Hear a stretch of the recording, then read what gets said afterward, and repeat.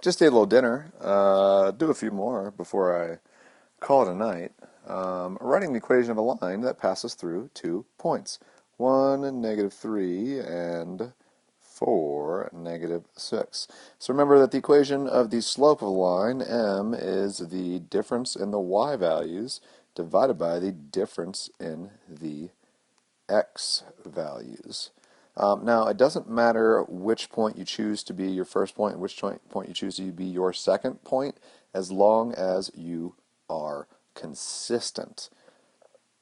So, let's find our slope. To find the slope, I'm going to choose this to be my y2 point. So I would do -3 minus my other y value of -6, means -3 plus 6, divided by, since I chose this as my first y value, I have to use this as my first x value. So 1 minus 4, like that.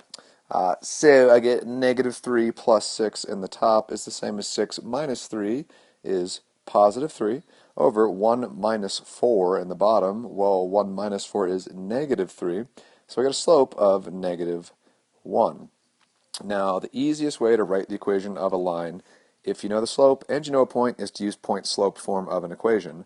Y minus the y value of a point equals the slope times x minus the x value of a point. So all you have to do is pick a point. Why don't we choose that first point again? Y minus -3 is y plus 3 equals my slope, -1, times x minus the x value, which is 1. And this, my dear friends, is the equation of that line. If this is a free response question, you should leave it like that. But if this were a multiple choice question, you need to be prepared to identify the equation of this line in slope-intercept form as well.